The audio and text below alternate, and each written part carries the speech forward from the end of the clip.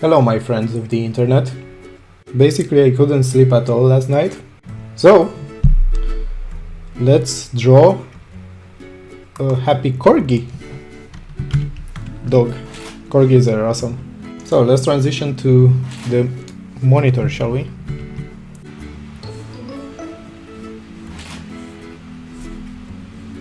Now you might be thinking, no, what the heck are you doing? The lightness is too low. Actually, it's not that bad. So I have over here an application that basically gives you the color on the desktop under your cursor, as you can see in the box over here on the left. And over here I have some Pixabay photographs, and let's take a look at the values of these colors. I already did this, let me redo it. So for example, take this color. Lightness is around 50. It is around 50. It's not 90, it's not 80, it's around 50. And the saturation is not that high either, as you can see. If we move closer to the sun, it starts becoming super desaturated, lightness increases, and this is the transition area towards the warm light. Oops. Towards the warm light. Over here we have the hue. We actually have saturation and the hue shifted to the reds. So over here we have this color, which is right, let me remove this one. So over here we have the blue color of the sky, which isn't even that saturated. Then we have still blue, but very way more light and desaturated a lot. But you feel like it's warm, even though it's still blue in a sense. And this is the transition area towards the warm light, towards the warmth of the sun. And over here we have saturated and light. Let's get back to the painting.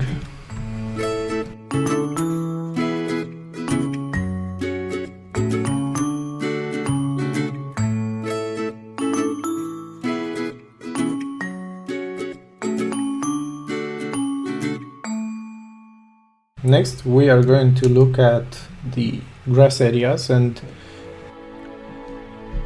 take a look at this face. What we are witnessing over here is the face of an oblivious man to the fact that the next 50 minutes were only FaceTime recording. I completely forgot to turn on the screen monitor recording, and so I had to restart the painting from the grass.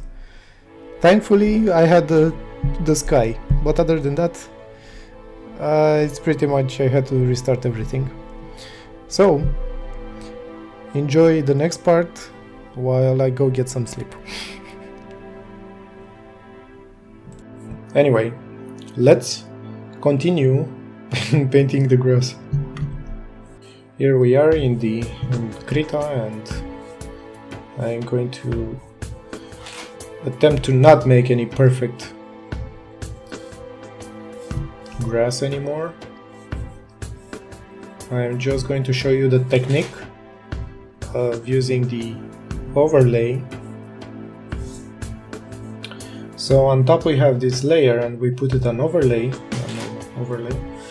and we are going to paint with something very bright and yellowish, and this is going to be our base color for bringing in light rays, sun rays.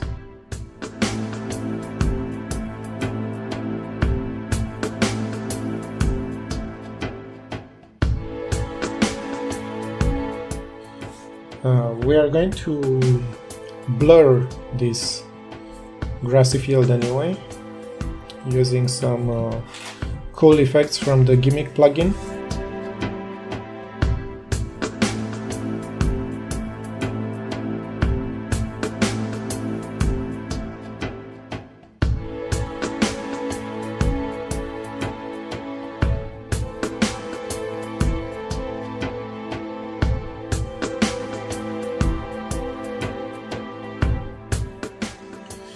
Alright, let's move on to the dog. This is fine for now. We're going to add some flowers on top of it later. So create a new layer, group it, and start making a very rough shape of the dog that we want to paint.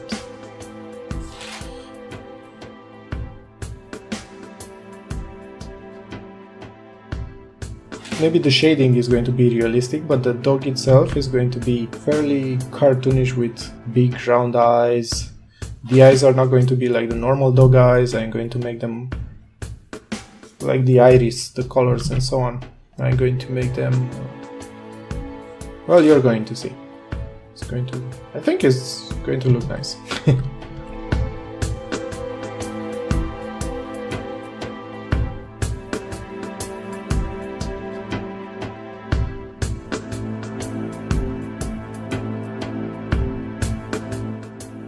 Alright, and on top of this I'm going to use again a very large brush, and we are going to slowly build up the color. And lately I'm in favor of doing this instead of actually painting under the lines, because this way I can also fade the lines slowly. So because I'm using this brush which is fairly transparent, I can still see the lines underneath for a very good while, so there's no problem with knowing where to paint.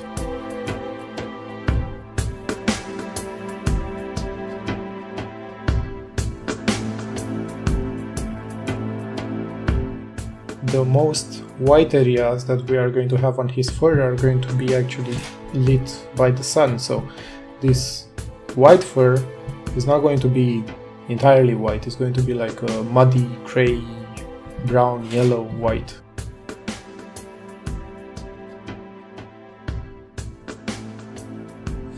Let's make the tongue now, and the tongue is going to be a fairly violet base color, and then we are going, on top of this, we're going to use this as our base, but then we are going to add quite a lot of subsurface scattering.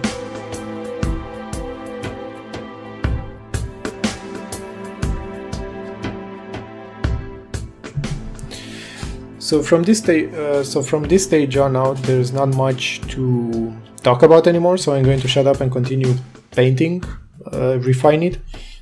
I'm going to stop in the areas in which I have to say something about, like for example the tongue or the ears, where we have subsurface scattering, and we're gonna talk about it then. See you in a bit.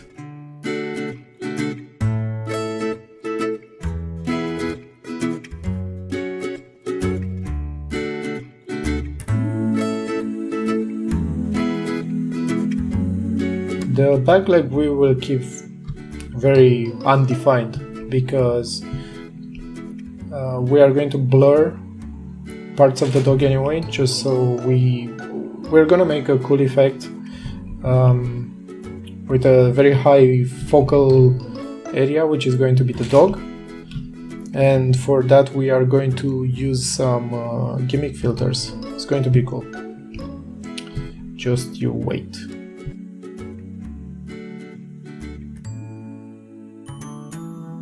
We are going to add the subsurface scattering now around the ears, and to do that, the key point of subsurface scattering is to add very bright, very saturated colors. In this case, I am adding orange.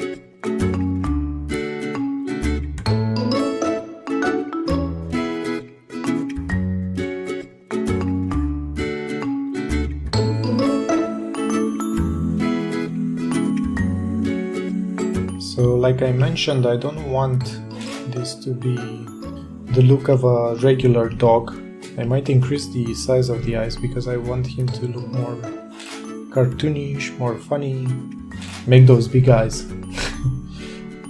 Big eyes are what define cuteness when, you know, we're attracted to babies and they have this feature of large eyes.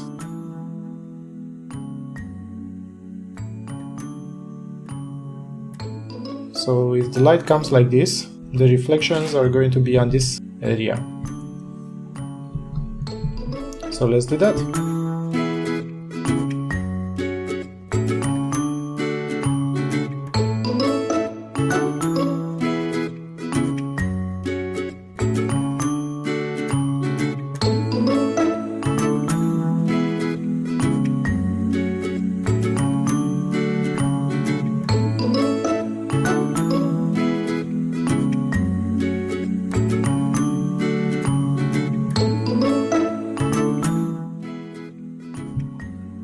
I just remember something. I should save this because just in case, never know what can happen.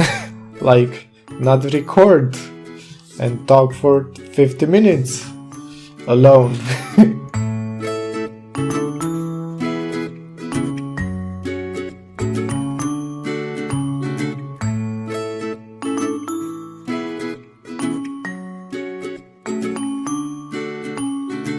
Don't worry, we are going to fix those eyes. We're going to make him less dead.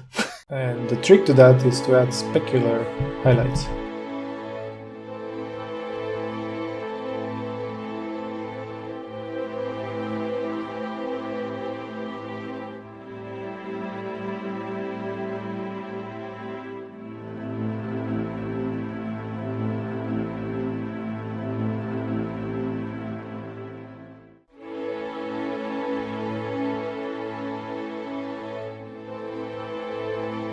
Because the tank is fairly defined at the moment, I'm going to lock the pixels so that I can paint without worrying too much that I paint outside. So let's start by adding that subsurface scattering. It's going to be red, more red, and then even more redder and lighter. And it's going to look amazing. Well, I'm not that good to make it look amazing, but it's going to look cool.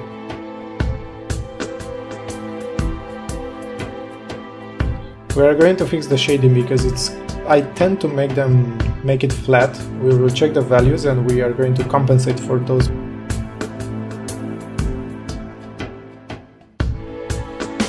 Alright, let's add the very bright edges now. So I'm going to pick a fairly opaque brush and paint with almost white.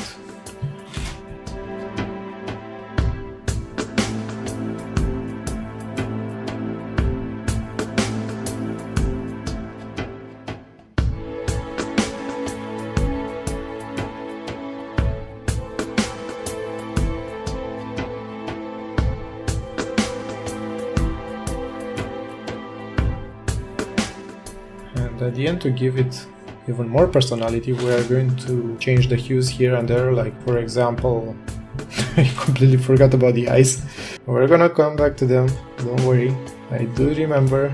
So anyway, I was saying that I want to add variations in hues here and there to give the painting personality, basically, and you'll see what I mean after when we get there.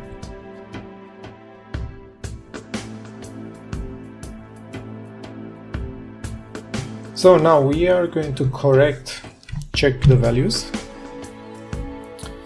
and the face is kind of flat, like over here this region is kind of the same.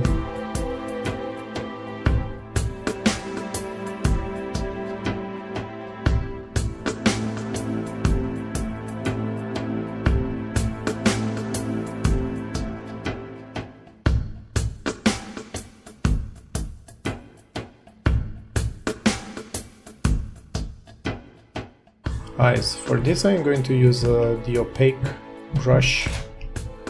Oh, and by the way, the highlights are supposed to be on the shadowy part of the eyes. And now we are going to play with the hues, as I said before. So I'm adding random bluish gray to further increase the idea of highlights. Actually, let's make another layer and just add some random strokes here and there.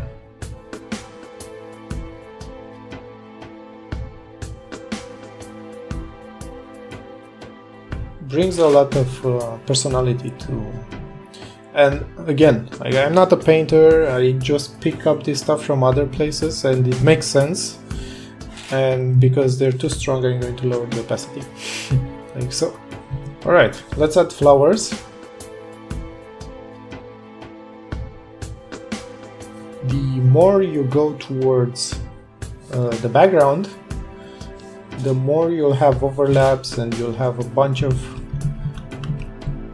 flowers together because of the perspective. Basically they pile up.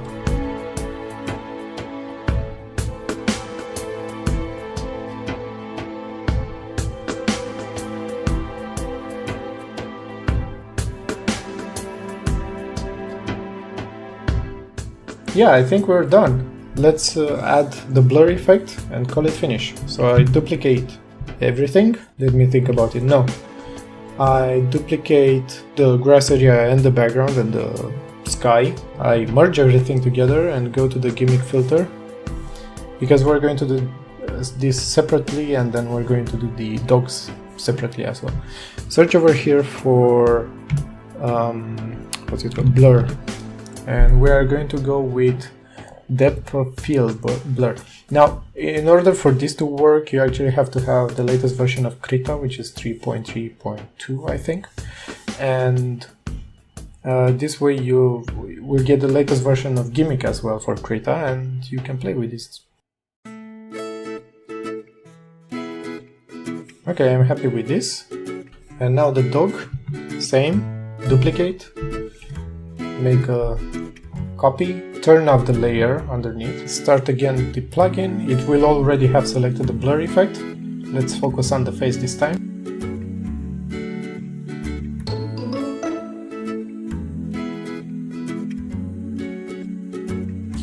Alright, and now we are going to bring the group layer on top of this, and we are going to add a transparency mask to the group layer, and then we are going to start painting with black on this mask. And what this will do is this will start erasing, but it's a non-destructive erasing method. So basically, if I'm going to paint with white instead, that's going to bring in erased parts back. I realized that I didn't put flowers in the shadow area under the dog, but I think it's fine the way it is. I'll just call that artistic licensing. Thanks for dropping by. Thanks again. Please subscribe, like, share, you know, the whole 9 yards if you can. It will help me out quite a lot. Thank you. See you around next time.